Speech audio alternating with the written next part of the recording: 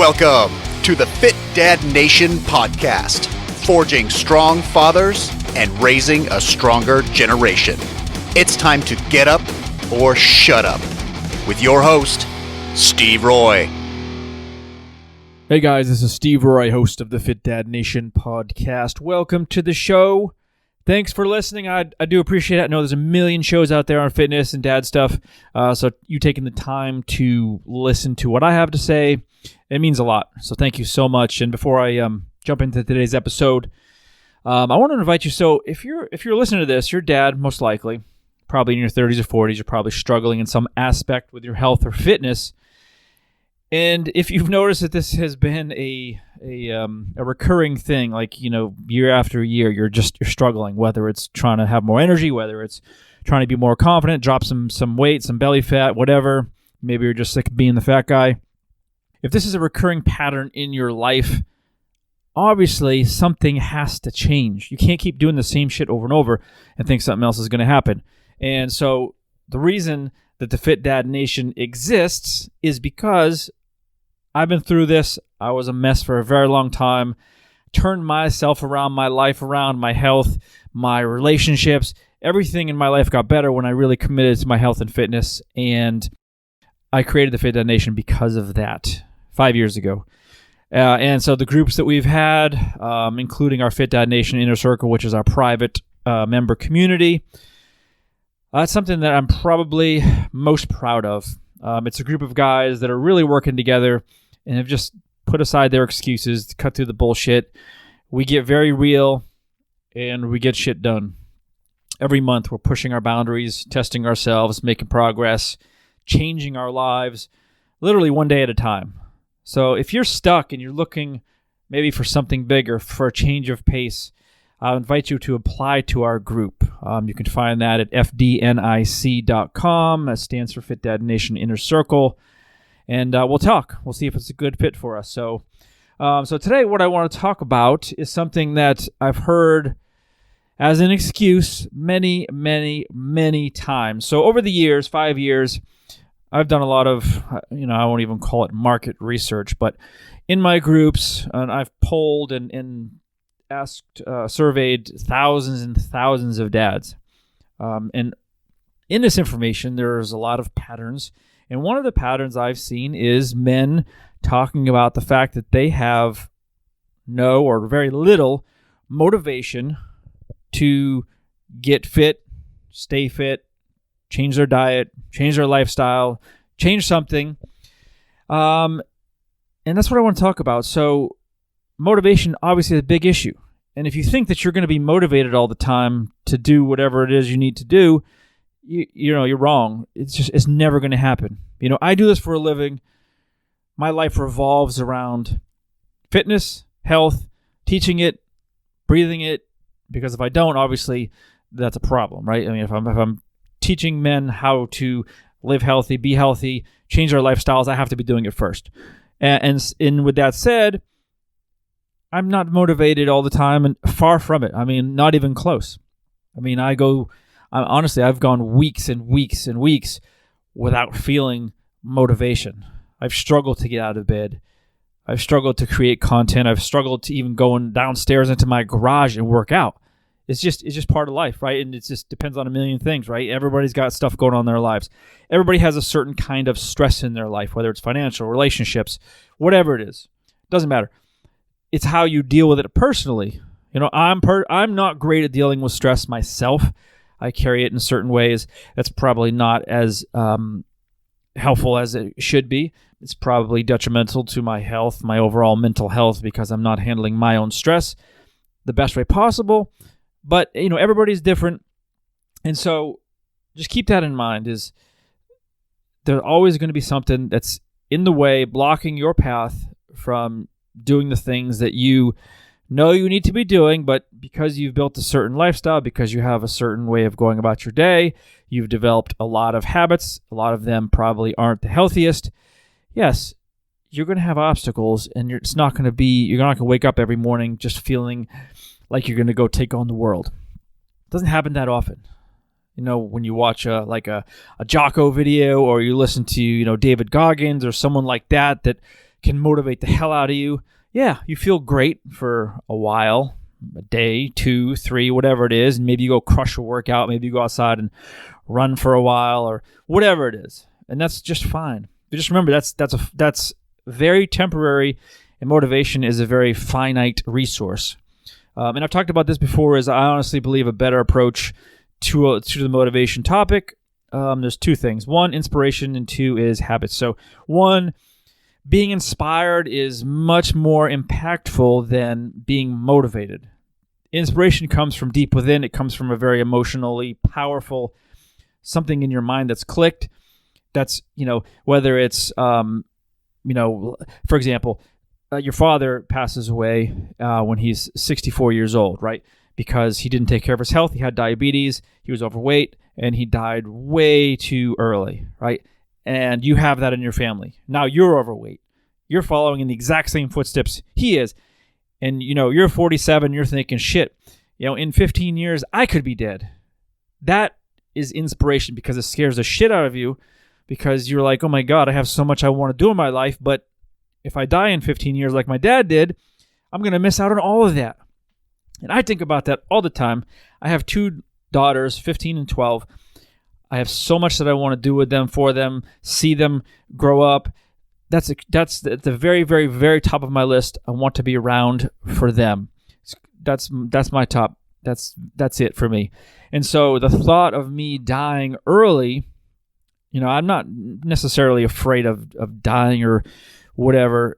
I'm afraid of not being around for them and seeing that.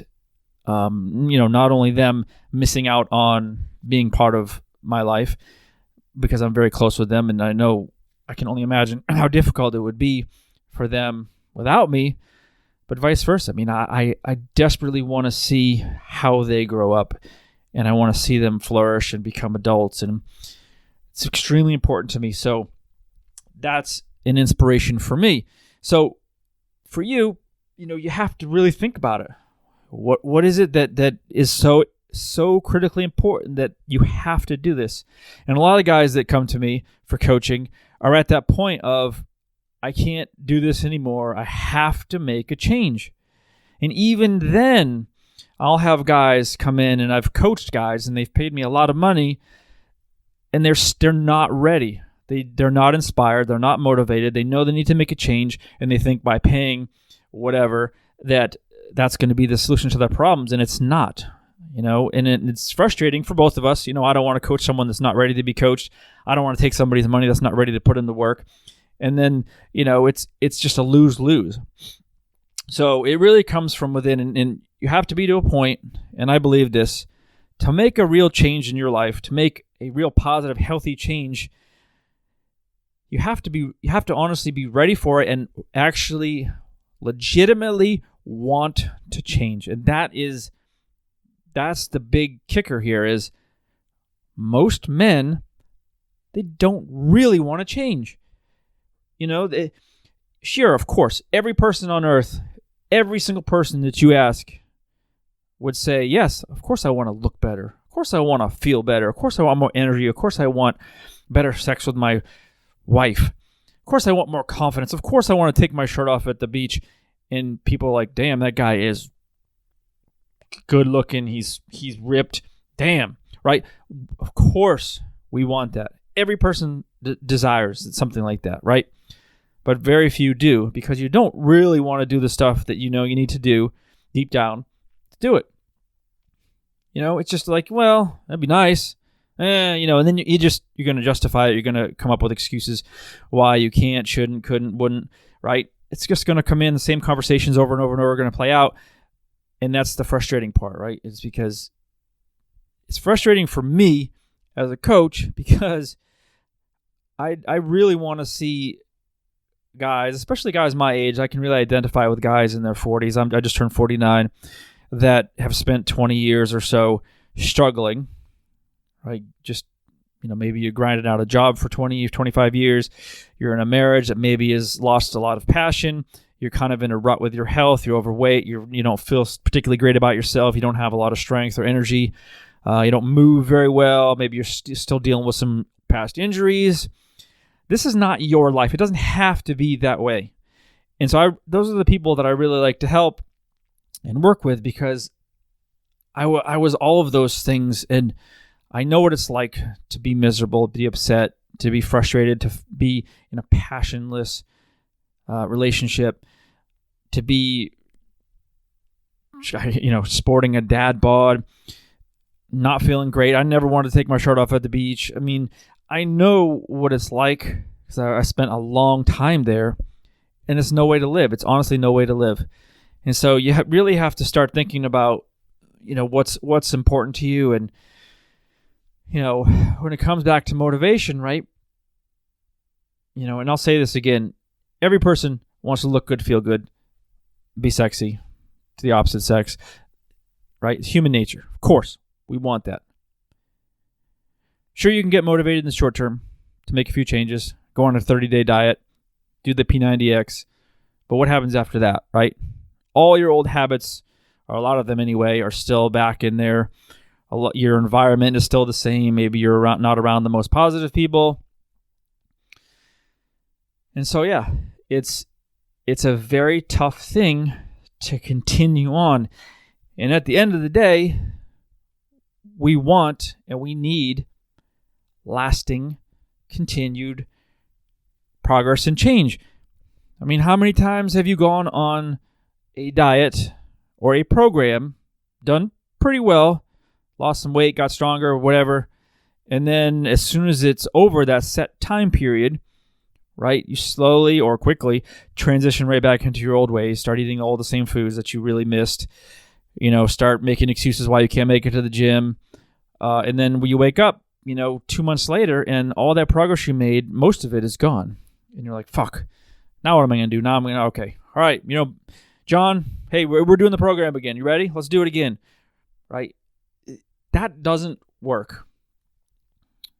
And again, if I had the solution to long-term, permanent success, obviously I would be a trillionaire, because that's a huge, huge, huge, massive, multi-billion-dollar market.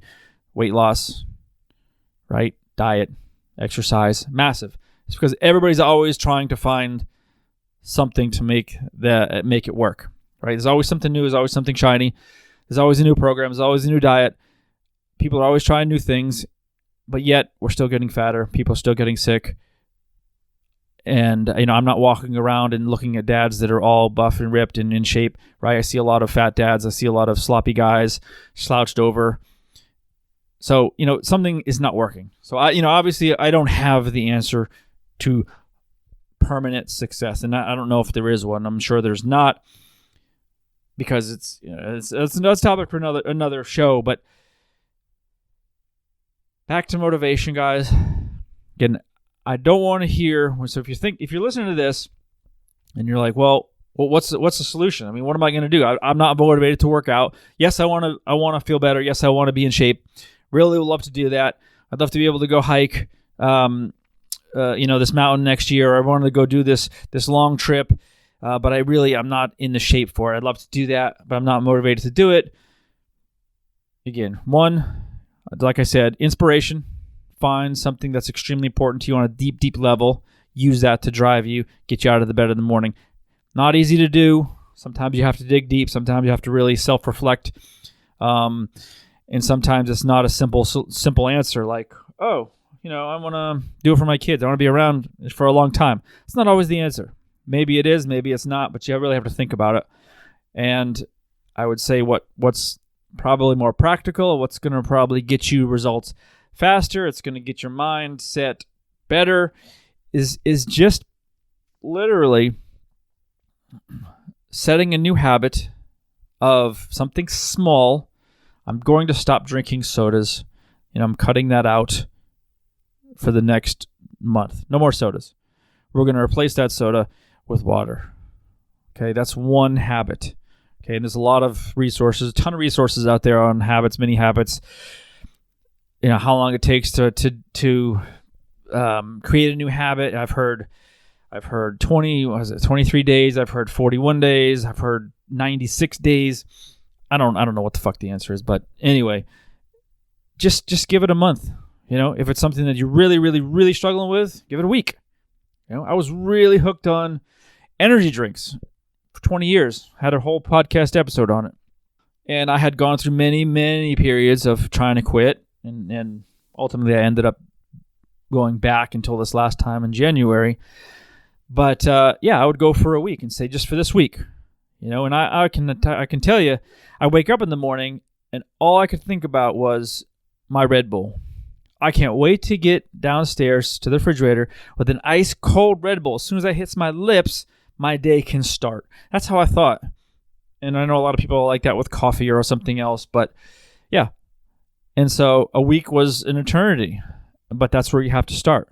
And so it really just comes down to, again, if you're not motivated, I would suggest just literally removing one habit that you don't like, that it's holding your progress back, and replace it with something better. Do it for a week, do it for a month. Okay? Then move on from there and do another one. Okay? You spent your whole life, or at least your whole adult life, creating a bunch of unhealthy habits that are not helping your body, not helping your health. And you can't just expect to go cold turkey on all of them, change everything in your life and expect it to work. It doesn't happen. It's like someone that's been eating fast food. They've been eating out a lot, drinking soda, drinking junk. And then, you find yourself 50 pounds overweight. You feel like shit all the time. And then all of a sudden you see an ad for the keto diet on YouTube.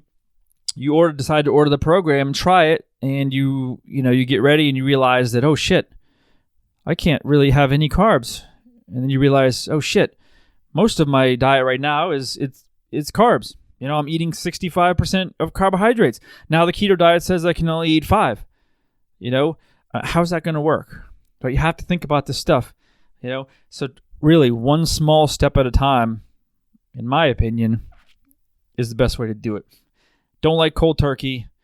It's very difficult. Can it work? Yes. Some people, and I'm one of them, I like to go all in.